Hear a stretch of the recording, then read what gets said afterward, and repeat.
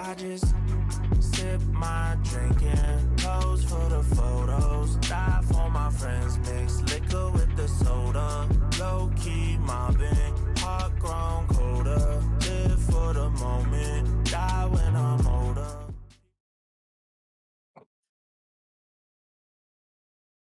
Slasha. My glass is actually empty. I didn't put it on.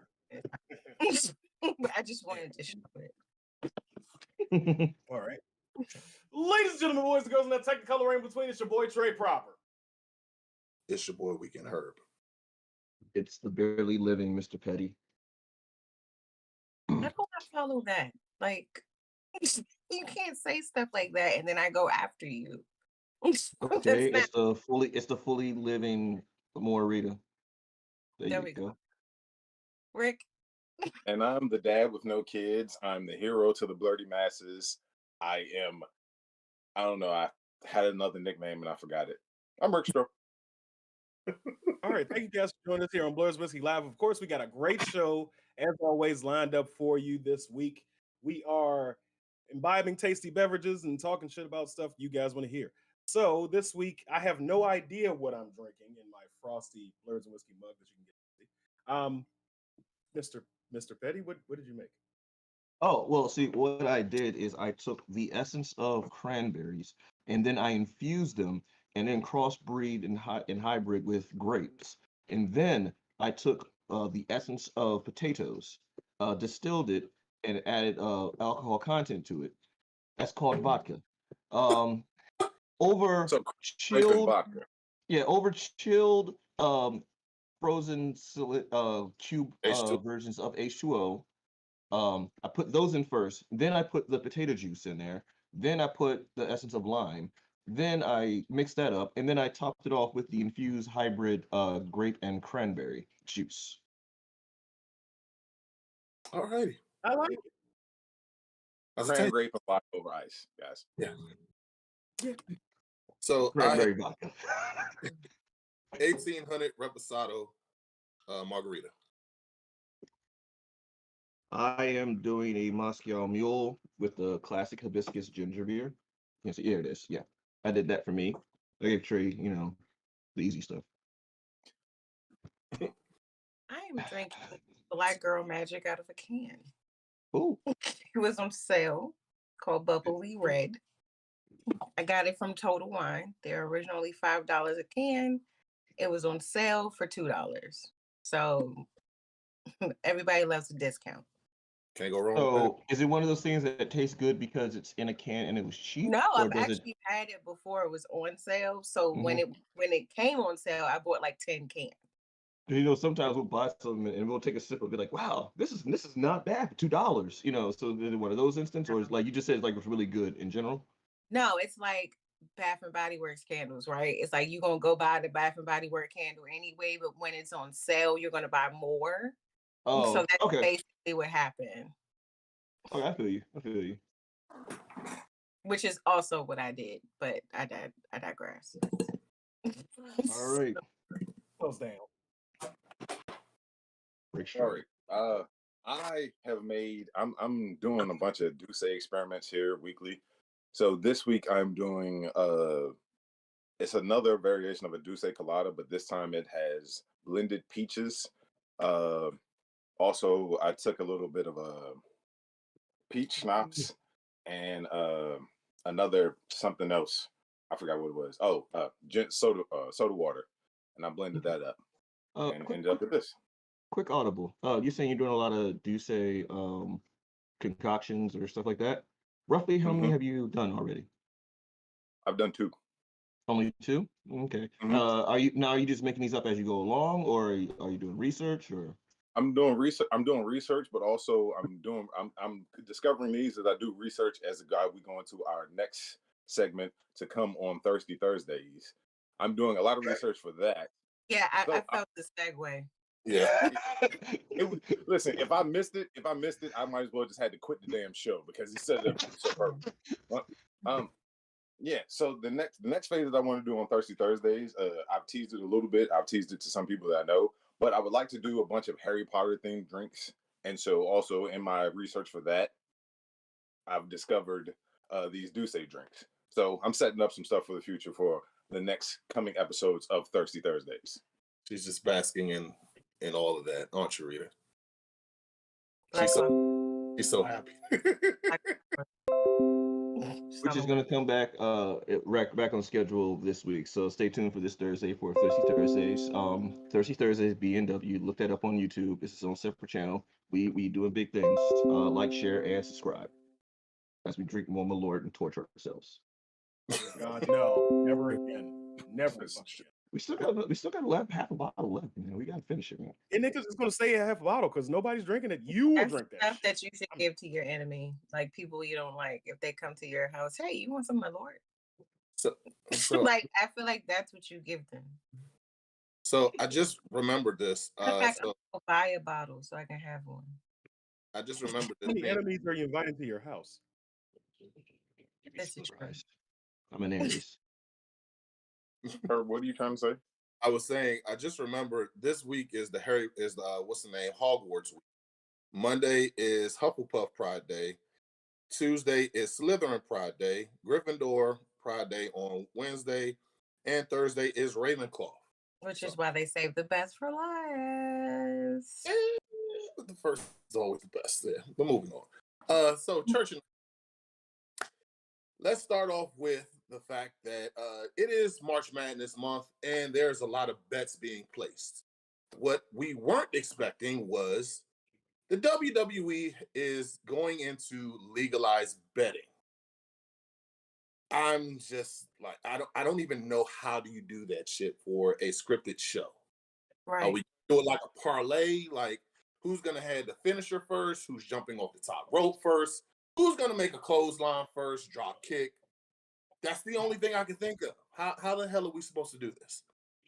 So they're supposed to be working tightly with the betting commission to keep the things under lock and key because they have their stuff scripted as long as Vince McMahon doesn't come back and change things 2 hours before the show, which actually would make the betting very accurate. But yeah, they're supposed to keep everything under tight lip and key. But my problem with this is if I'm a wrestler and I know the script, I'm gonna tell my cousin Vinny, hey, I'm about to do this. Yeah, I mean, he just literally just tight lip and key. You said to keep it under tight lip and key. Who's knocking on somebody's door? You knocking? Troy, you said tight lip. This is the guy who went on mute. It's lock and key. You can't unlock your lips with a key. You know what the hell I meant. You know what the hell I meant.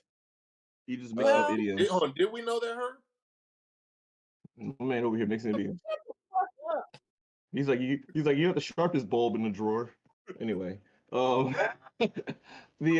notion because as someone who's been heavily invested in a lot of pro wrestling in my life, I've seen a lot of behind the scenes stuff, and there have been times where they have literally changed the finish as soon as they walk through the curtain. They've actually been times where they changed the finish in the middle of a match. You'd be like, oh man, I'm injured, I can't go on. We're gonna have to change the finish. Cool. Like classic example, Eddie Guerrero broke his arm doing a frog splash, and he had to lose that match in order for him to roll out. So Road Dogg literally small packaged him from there, and then that wasn't the intended finish. It was supposed to be like anyway.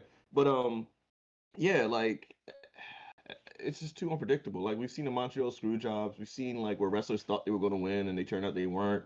We've seen wrestlers who walk in, didn't even know they're going to be champion until like, hey, we're going to put this belt on you today, and then Vince just walks off and he's just like, wait, what? WrestleMania 34? I'm the champion. It's weird. This is weird. I don't understand. The only time I've seen actual betting that kind of made sense is when we're at a bar and we put bets on the Royal Rumble, who's going to come out at certain numbers. It was bingo. It was bingo. Yeah, it was like a bingo. It still couldn't involve betting. But they still had different options like how many super kicks do you see, or you see a super kick, that's a box. You see a clothesline from the top rope or a double axe handle, whatever have you. Different moves that took place in the. How many times Dolph Ziggler does a nip up? Sorry, stuff like that. That's like me watching like a Steven Seagal movie, and we're like, oh, let's take bets and see how many times he's gonna snap next. Like it's at this point, you might as well just take bets on watching action movies. I mean, Shit, at this point, we could get pretty drunk doing that. We could watch Dragon Ball Z and take a shot every time they scream. Oh, but when I No, try to really? with No. games, I said bets. I don't I wanna said play bets. I didn't say drinking game. I said no, bets. Like I no, get your $5 game, every time. Omar, your What'd you say, game is going Rita? to lead to kidney failure for everybody. What was Take her a game shot again? every time somebody breathes. Come on, kidney man. failure and death are two different things. So my question is going to be, did you die? Yes, Possible. yes. Yeah. Yes, you are going to die. I Get need some my dialysis. You'll be fine. 2-week old unrefrigerated pie. Anyway, Go to the next church. ways to die. So we want to send a shout out to Cree Summers because she will be voicing on the new Ironheart series. I believe it's going to be coming out next year, correct? If I'm correct. What's y'all thoughts? I mean, it's Cree Summer. Like, yeah. like I was about to she's say, it's gonna be it's gold. my, Like, what do you mean? It's gold. It's solid. Like, she's not Oh, voice what acting. She's part going is to she be acting. playing? I was about to say, what part is she playing? They don't know. They haven't said who she's playing yet. They just said she has a role in it, and also there's no S on the end of her name. It's just Summer. Yeah, I thought I said They Cree keep calling her Summers. I She's thought I not might say Cyclops. I think I said Summers. Summer. No. Herb said Summers. Jam Okay. said Summer. She's I not a was part of the trying Summer out. plan. I was trying to help you out, man. Trying to take a So bullet. I'm It's all good. I'm looking. No, what So if she's like what's the name, like the voice in her machine? Oh, mean, that she be the girl her flying. Tuesday. Yeah. I mean, that would be cool. I'd rather because she has done so many iconic animated girl voices. I would want her to be Ironheart. I want her to be Riri Williams. Yeah. So I would look forward to. I'm looking forward to this because I took some time out and gave it a chance. I wasn't going to, but I actually watched the first couple episodes of Moon Girl and Devil Dinosaur, and I thought it was pretty cute. I thought it was pretty interesting. So I'm looking forward to seeing more animated Disney Marvel properties as they come out. So But yeah, what's up, Rick? Ironheart isn't animated though. Yeah. I thought it was. Oh, it's not. No, I thought it was Ironheart is animated. live. What the fuck is going on? No, Ironheart is live action. Y'all did. I posted the shots from the set of Riri Williams in her armor. This is live action. You hear Cree Summer, y'all instantly think it's animated. No, she has a live action part in the upcoming That's Ironheart why show. I thought it was animated. Like, What in the fucking hell is going on around here? I assumed because I heard Cree Summer and I was like, oh, because she's a voice actor. Majority of the time, she's a voice actor. I haven't seen her do a live action role since A Different World. So Yeah. like, Go to I don't commercial. I know. gotta yell at everybody. Right. I Wait, don't can know. somebody fact check that? I feel like it's true though. Like, has she done a role outside of like her being behind the microphone? I feel like that is her last role. Freddie from A Different World. Yeah, that was it. That was like 19. Right, Yeah, but- come on, man. She Come on showed up now. in something else. 1984. No. Go to commercial. I gotta yell at everybody. Next announcement. Alrighty. We at Blerds and Whiskey want to send our condolences to Lance Reddick's family. He unfortunately passed away at the age of 60. If you remember, he was in roles such as The Wire. He was also in the John Wick. I guess it's not a trilogy anymore because it's the series. So want to send our condolences. Wonderful actor. He was also Wesker in the latest Resident Evil. Don't mention that. I have to. I mean, the good with the bad, man. The good with the bad. The discount blade, yeah. He also is a Baltimore native. So to pay his respects, Baltimoreans are going to go to his grave and repeat the phrase "earn, earn, to earn" at his grave out of respect for him. Which, as we all know, pull one out for you, Doug. They're gonna place a bunch of hot dogs at his. Baltimore sucks. All right. So, moving on. Rickstro put us onto some information the other day. It is about Cult 45, not Cult, I'm sorry, 45. 45. So, it's about Trump. Rick, you want to tell us what's going on? No, I want you to do your job and read the church announcements. Wow. Expand on it, Herb. Trump is apparently getting arrested on Tuesday. You can't read if you close your eyes, Herb. Or Sound it out. Sound it out. I don't have it. Sound it out. I just did Herb what John Cena did to Roman Reigns a few years ago. Just like it's called a promo, kid. Read it.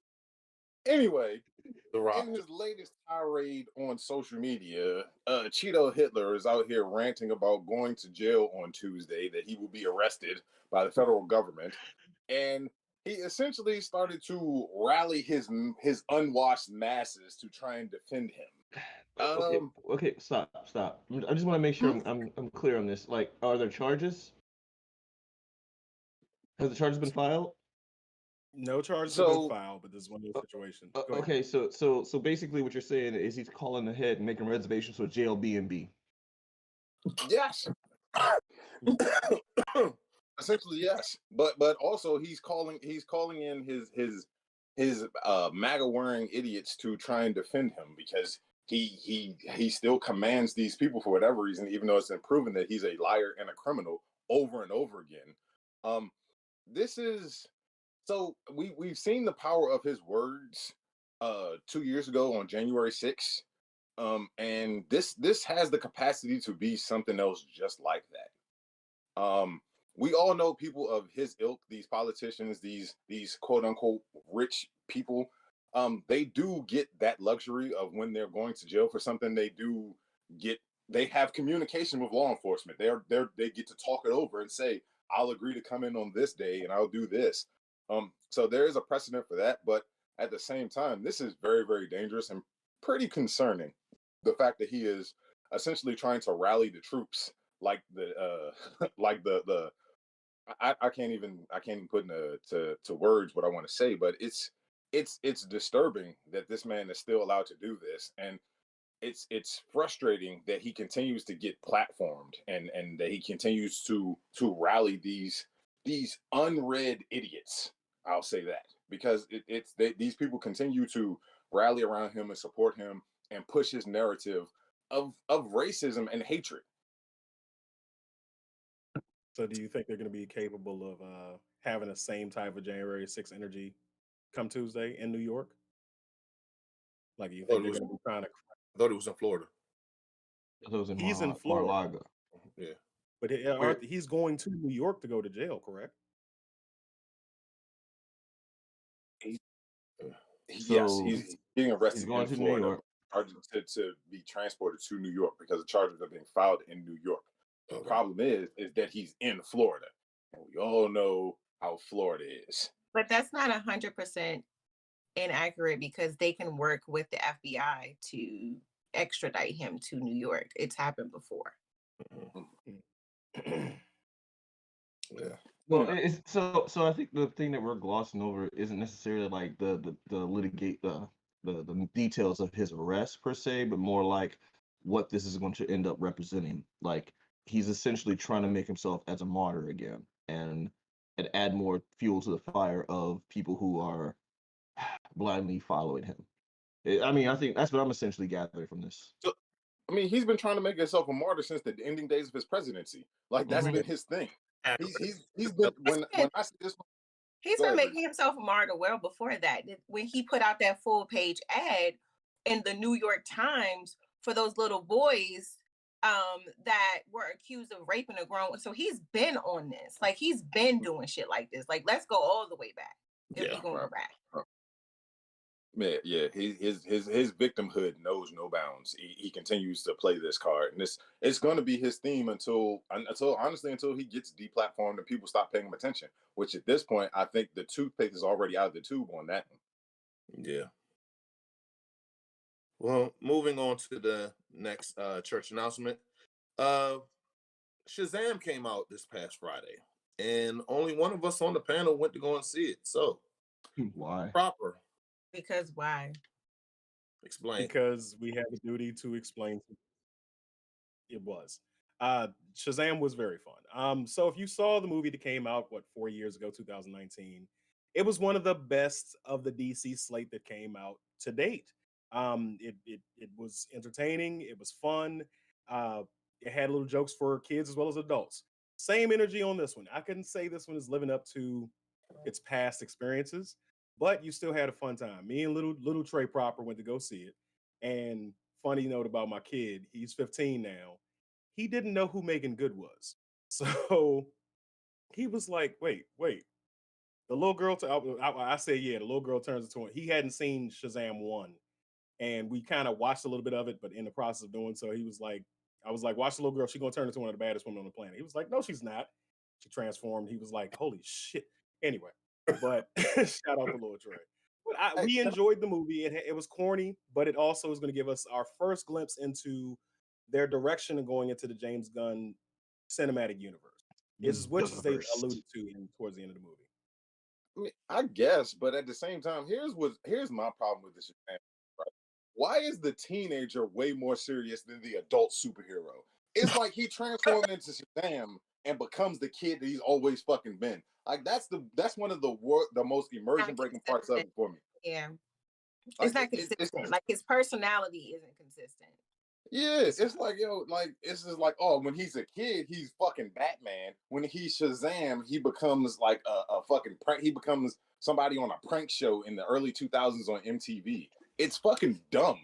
You just got Shazammed. right. Like, that's literally what it becomes. Like, and then also, you know, his first heroic act in the movie Shazam, he almost killed some people. Yeah. Like that was he's shooting lightning out of his hands trying to collect money. And fucking and a bus came off of a bridge and he saved him and people clapping up for him and cheering. I'm like, yo, he almost killed y'all. What are you clapping for him for? Where are the police? What are they gonna do? Call Superman. And she's like, his fingertips and shoes. Was there any was there anything like post credit or anything we should be on the lookout for? Yes, Wonder Woman shows up. There you go. I'm spoiling it for everybody. Fuck DC movies. Wonder Woman shows up and revives Billy Batson because he died because he couldn't beat two old ladies. You're welcome. Congratulations, America. You did. Like I said in the pre-show meeting, did she do mouth-to-mouth resuscitation against his will? Because you know that's Wonder Woman's MO. No, that's not what she did. Technically, Wonder Woman is a god. The whole premise is gods are dying out. Their powers were stolen by the Wizard Shazam. And which Wonder Woman was? She was never a god. Because aren't we getting a new Wonder Woman? So which Wonder Woman was it? Did they do that BS where they didn't show her face? Oh no, it was that cardboard. Did y'all see the movie? God damn it! No, I did not. No, I did not go into the movie. I have other ways of finding out things, but it was that cardboard ass cutout Gal Gadot. She literally has the acting talent of popcorn, and she shows up. Oh man! You want to talk about inconsistency though? How come Wonder Woman sometimes moves at superhuman speed, and then sometimes she just can't like catch things? Like, you know what I'm saying? Like sometimes she'll be moving as fast as the Flash. She was on her cycle. She was on her cycle. Okay. All right. I'm not touching that one. No, I'm not touching that one. Really, nigga? Really? Nick Stevens, excuse me. I'm sorry. I have to address this comment on YouTube. Nick Stevens, I am not hating on Gal Gadot, but if you're going to sit here and tell me that she's a great actress, sir, you have more issues than I can address right now on the air. She is awful. She's awful in everything. She has the acting range of broccoli. I can't argue with she acted pretty well in Fast and the Furious, as well as the rest of the cast. Best thing. In it for like 15 minutes of screen time. Like she held her own with the likes of powerhouses such as Vin Diesel. What's his name? Han. I mean, you done? The more important. Are you done? You done? The most important portion was the second after credit. God damn it! Where they had I forgot the character's name, but they were from Peacemaker, and they were looking to come bring Shazam over to join in with the Justice Society. We've seen the Justice Society show up in Black Adam, and now we've had reference to them in this movie. So we're not. He was excited. He thought he was going to join the Justice League, but no, Justice Society is going to be run by Amanda Waller and so on and so forth. Yes. Wouldn't it make more sense if Hold on. I'm That is sorry. Real horrible. quick. You said the character from Peacemaker. Is it Peacemaker's racist daddy, who's the leader of the Justice Society? No, he's dead. He's dead. Trump, No. the head Trump supporter. Yeah. Right. No. Mr. January 6th. Facts. No. Definitely. He was definitely orchestrating all the things. Facts. Facts. So was it really that fun, Trey? Tell me. It was a fun movie because none of the shit you're talking about is what happened. Yes, it was fun. It was enjoyable. I laughed. It had some funny moments, but you know, it's not a top tier and superhero movie, but it's good. It's good to go watch it on stream. I'll say. So should you have been think released. you think this is the Iron Man of the new DCU? Did I say that? Like this, no, that was a question mark. It was an inflection at the end of the voice, which means that there is a little punctuation that goes like this, and then a dot. Okay. I'm answering your question. No, I didn't say Okay, that. so one reason, so hold on, I'm going to clear something out real quick. The only reason why I asked that question is because you alluded to earlier that this is kind of like the direction of where the James Gunn universe is going. We all know that James Gunn is essentially doing an overhaul of this. So everyone knows MCU started with Iron Man. Okay, that's so a fair. That's why I was referring to. So let's bring it Understood. down. I'm gonna take a sip. Y'all take some sips too. I apologize. My bad.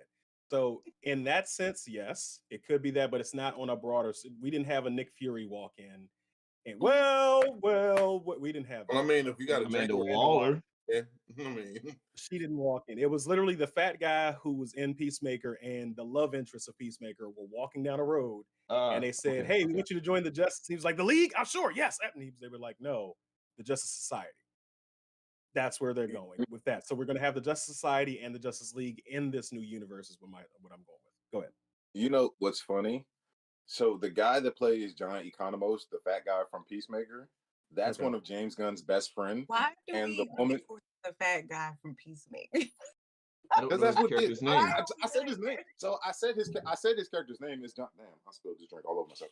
I said his name. His character's name is John Economos. I don't remember the woman's name, but I know her real first name is Jennifer. That's James Gunn's wife. So you said there was no Nick Fury moment, but though they've showed up in all of these DC movies. So essentially, they are the new Nick Furies of the DCU. And so I will say that Shazam! Fury of the Gods is the Iron Man for the new DCU. And the only reason I say that is because the James Gunn's theme for these upcoming movies and all of this stuff that's coming is gods and monsters. So it fits that narrative, and therefore it is kind of damn. I spit all over my screen. Aren't they trying to do a multiverse thing as well with Flash? Like I could have.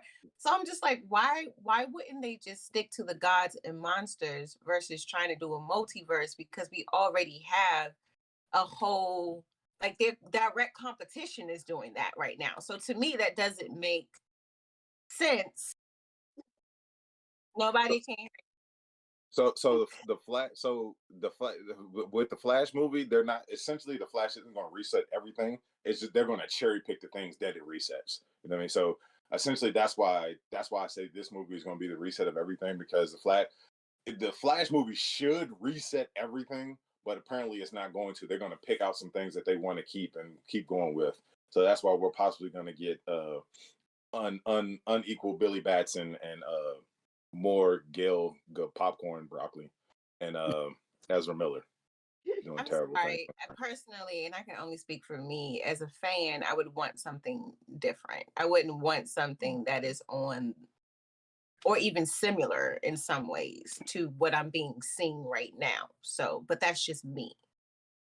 To caveat that, thing is that like all superheroes follow the same formula anyway. So I mean, you're not going to get like a DC doing their own thing as opposed to, you know what I'm saying? Like there is no own thing in comics anymore. So it's kind of like who can do it better? Who can make the wheel's been invented, but who's going to make it spin better? I'm not talking about the comics though. I'm talking about the movies. Like you can put out movies from different.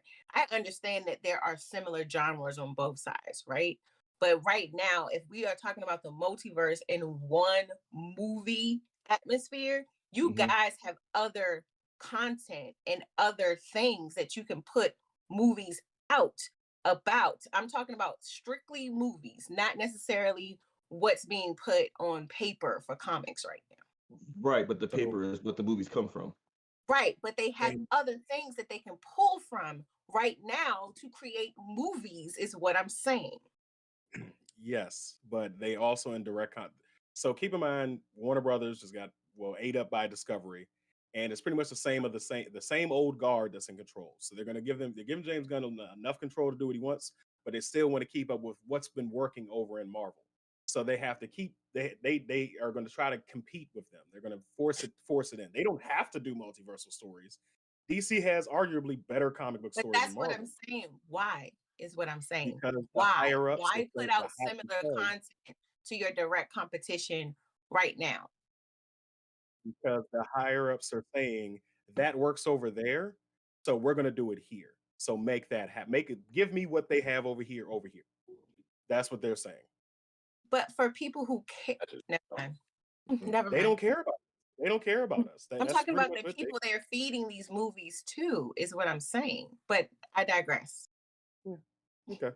All right. Last up, go to Blerds and Whiskey shop on Etsy. You can get shirts. It's like this one.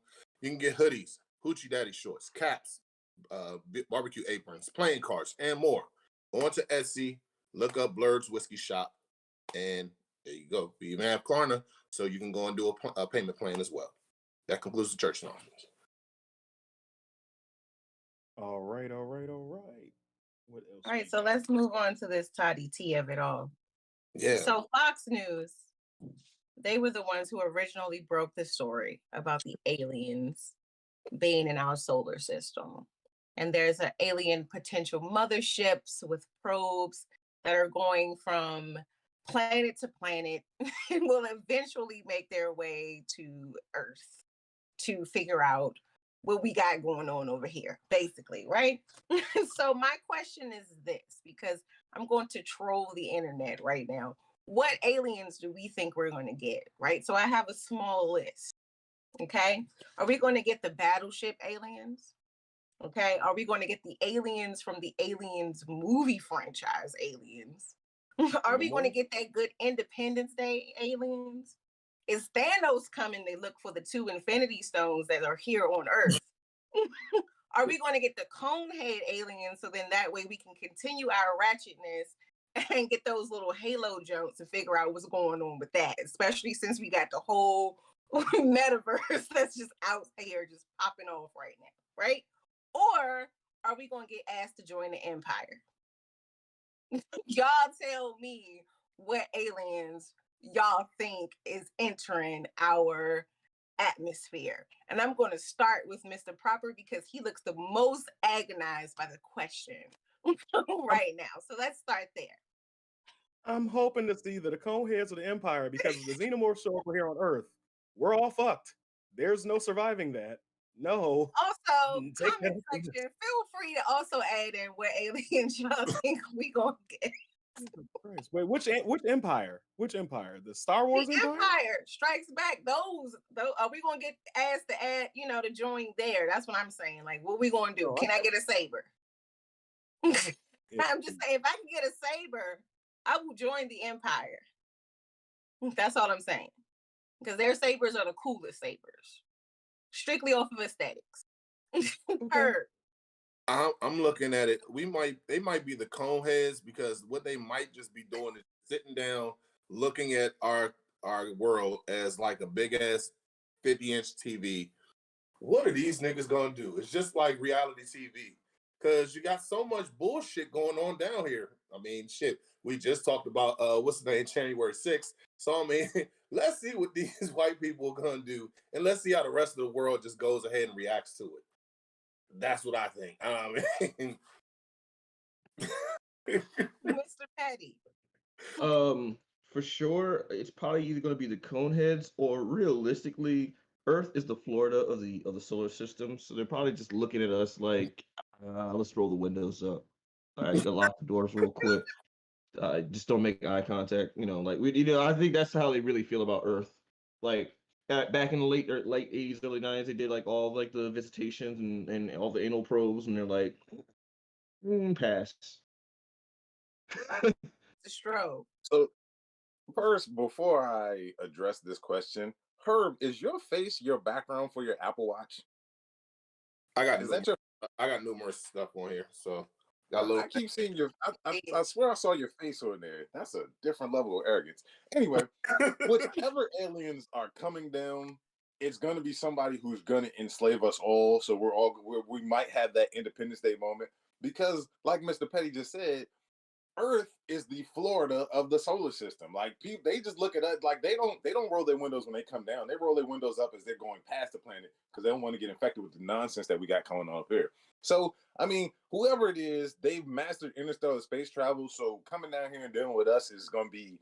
It's like, look, they kill each other for fun. Like we got to get our shit together before we go down there and take them over. But it's for the better. Whatever it is going to be for the better. So I, for one, I honor our new alien overlords. And I welcome them and I offer them whatever it is that they may need, except for my butt. You're not doing anything to my butt. That's weird. I don't want to do that.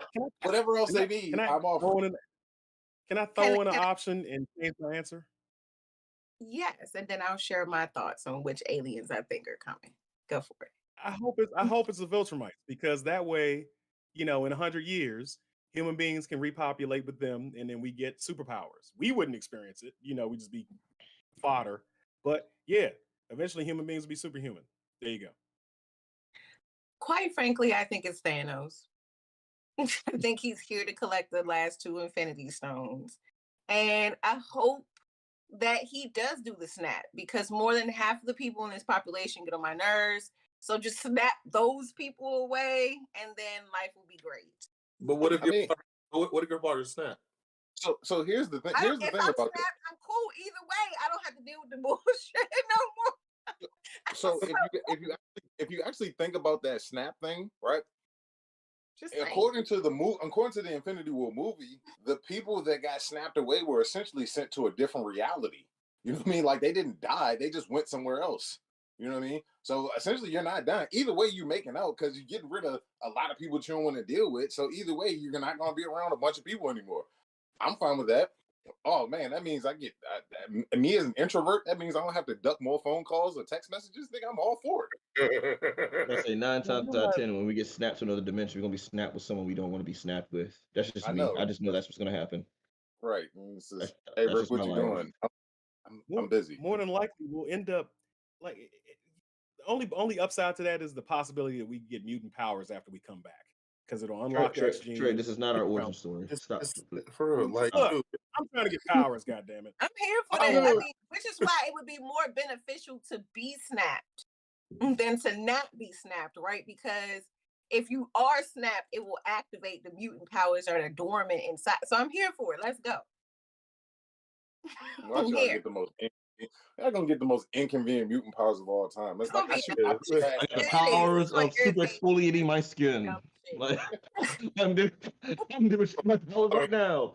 Power adaptation, and then just have a bomb just put right in your body. No, I can grow acid pimples that I can pop on people. That's disgusting. Get the fuck out. I find it amazing that nobody chose the Rihanna battleship aliens, and I think that that's dope. So let's move on to the next topic. We don't acknowledge that movie on Blerds and Whiskey. I know. It's something with Battlefield Earth. It was a trolling option. I wasn't being serious. So, speaking of post-apocalyptic situations, we wrapped up The Last of Us. The final episode came on last week.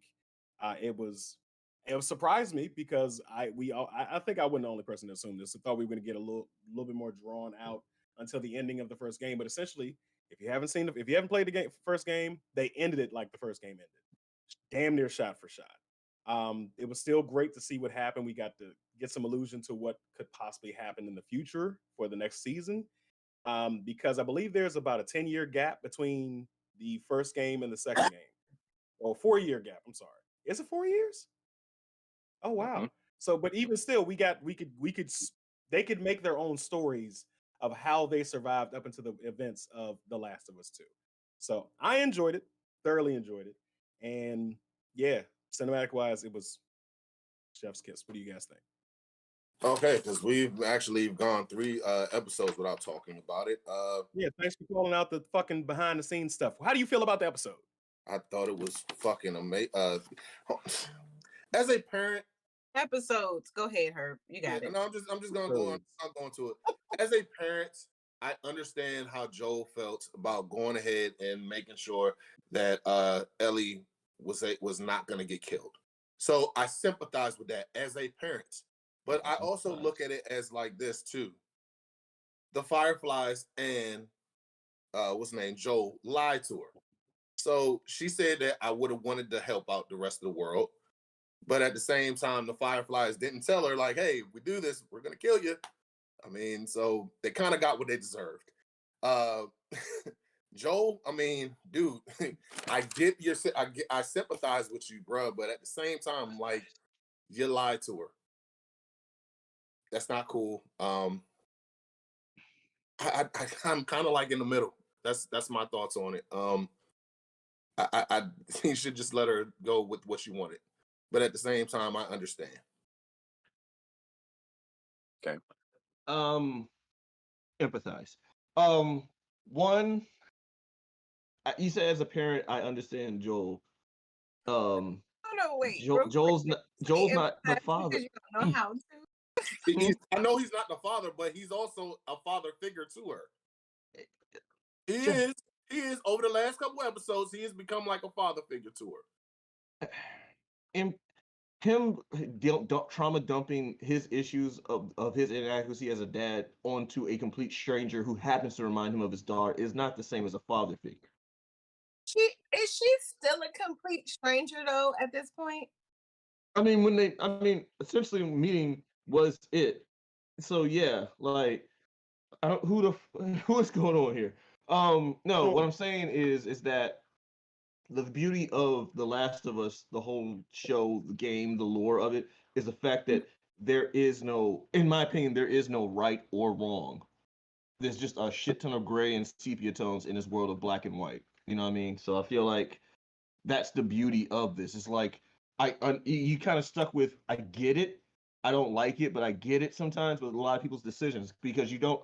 I mean, sometimes you be like, oh, I can't stand, and then you like, well, that kind of makes sense why they did that. You know, so it's kind of, so that's the beauty of the show in my entirety of it. So I feel like dealing with that, you do have a lot of empathy with these characters. That's it. True. So I'm gonna go back a little bit further, like to when she first got bit, when she was in the mall, with her friend Riley, or her roommate slash best friend slash I might be in love with you, Riley. When she first found out she got bit, and it was like, honestly, she was having like the best day of her life as far as she knew in that moment, right? And so I think what Last of Us does is they set you up for like really, really high highs and like really super low lows. It's like they're Game of Thrones us, but like in the future. Right? Like that's literally what's happening. It's like something amazing happens, and then it's like, oh, this person is dead because they kill somebody literally every episode almost, or close to every episode. So her arc with Riley really kind of set up kind of how she feels about I can't remember his name, so we're gonna go with Pedro Pascal's character. Joel. She really kind of sets it up as to why she just refuses to let him die, right? Where it was like, okay, everybody that I love, I lose, which is what she said basically said at the final episode, is that everyone she loves, she loses. And she's sitting here looking at somebody that is the closest thing to a father she has ever had or ever will have. And she's like, I can't afford to lose anyone else. So it kind of foreshadowed which I say that nigga's name was again. Joel. It kind of foreshadowed Joel not being willing to let her die, especially since she fought so hard to save his life, you know, so he may feel like, I'm alive because of her, so I can't let her die without her knowing what's going on. It's like he, in a way, it's like in a way he got his daughter back, but different. right? And because he made comparisons, like how he felt like they would get along, and she's different, like she's more girly, you're more tomboy. Like he made like comparisons to their similarities, but also their differences. And so to me, it's like it's his chance to start over. And I think that was the part that was kind of sad at the end. It's like he lied to her because he knew she wouldn't understand why he chose her over saving the world, basically. In essence, he is his world. Right. Basically, yeah. I mean, and that goes into the theme that the showrunner and the writer have been talking about the whole time: the danger of love. You know what I mean? How love is a good thing, but also love can be a very dangerous thing. Because Joel essentially goes T 800 in the police station at the end of this, based on his love for Ellie, and essentially it all stems back to the love for his daughter Sarah, who he lost. And again, it's a very, very dangerous sentiment of him, you know what I mean, imposing those feelings onto this new found daughter figure that he has because he lost one. That and I mean, honestly, if you've played through the second game, you know where season 2 is going, and you understand the listen, this trauma well is deep and it doesn't seem to end. So and essentially they the show creators have said that season 2 and 3, I mean it will be season 2 and 3, because the next story, the next layer of the game is very, very deep. If you have an opportunity to, I suggest everyone go and watch a playthrough of it or something like that. Just prepare yourself, because you think you're ready and you're not. I'm gonna keep saying that about this. The last episode, the framing of Joel going through the hospital and, like I said, becoming a Terminator is it was horrifically beautiful. I'll say that. Because you don't really see like the bodies dropping, but what you see is like the bullets dropping out of the guns. And essentially Joel gets into this he really does become a killing machine, because if you notice, even one of the soldiers like puts his hands up and yields to him, and Joel's just like, I don't give a fuck. You're still going down. It's I love the last episode. Even before I saw how long it was, like I saw that it was only gonna be like one of the shorter episodes of the series. I was just like, damn, how are they gonna do this? And they did it perfectly. Like it ending with Ellie essentially like accepting, like she sensed that Joel was lying to her, and her accepting that was a choice that she made to essentially just, she chose that dangerous emotion that we keep talking about, love. She essentially chose the love that she has developed for Joel over their whole adventure cross country. She chose that over her feelings that, he's lying, something happened, like something bad happened. So I mean, and that's one of the more beautiful aspects of this show. It frames these terrible things that are happening, and it frames them in a way that kind of makes you not sure about yourself and how you would deal with those things and how you want to process it. Now, that's actually kind of fast, because a lot of times in shows or themes of this nature, a lot of people will be like, "Oh yeah, if that was me, I totally do this," or "Yeah, man, like zombie apocalypse, I shoot every zombie in the head, no problem, headshots all day, every day." And then it's like when reality hits, it's like, all right, there's a lot of choices, there's a lot of layers to these decisions before you just pull the trigger, before you, uh, send this girl off to be like, the cure for everything. Like there's consequence to every action, and then all these things fully thought out. Are you so sure of this decision without the consequences or repercussions? Are you ready to handle like the responsibility of these things? And again, that's the beauty of the show that I love, is like it's not nothing is easy in here at all, and you feel like part of the trauma that you watch when you watch these things is you feel like the weight of these decisions. And it's like sometimes you're like, yeah, I do that, and you're like, I don't know if I do that, like, and that weighs heavily on the viewer. So you brought up an interesting point when you were saying that she accepted basically the lie, right? Do you think that her watching what happened between Sam and Henry kind of prepared her to accept that lie? I'm a Go ahead, Karen. I'm gonna say something real quick. And I got to kind of answer your question from, if I had to think about it from as a child. Yes, I said that Joel isn't her actual dad, but as her pointed out, this is a father figure for her.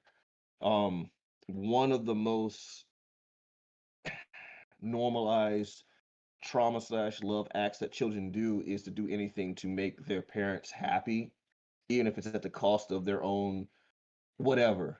Sometimes you'll do what it takes to make your mom smile. Like, all right, fine, I'll smile. I'll do this. I'll do this after school event. I'll learn to play the piano for you. I'll take these lessons because it makes you happy. These things, little things like this. So her accepting a lie out of love was pretty much a decision that most children would make in order to make the parental figure happy. Like, children do this tons of times. So yeah, that's kind of where I feel this is coming from. Go ahead, Rick. I think her fear of loss, which they touch on a lot in this, her fear of losing people was a big crutch of her accepting Joel's lie, because she's lost a lot of people.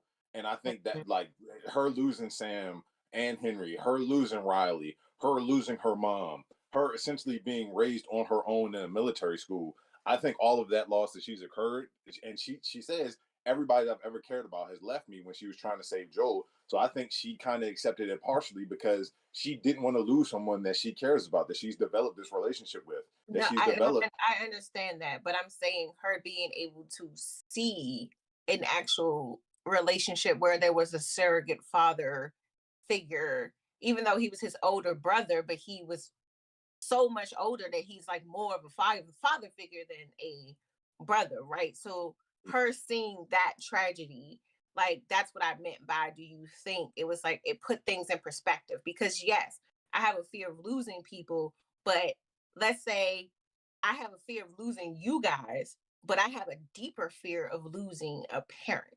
Mm-hmm. It changes things.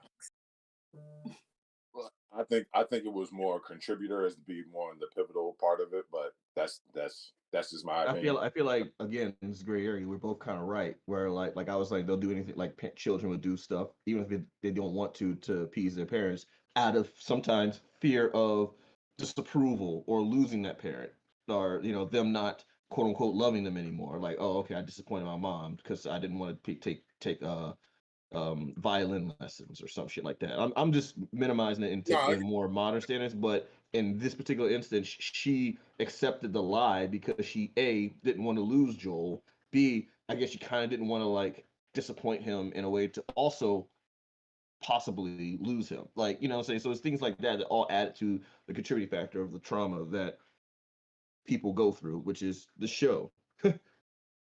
So I have a question.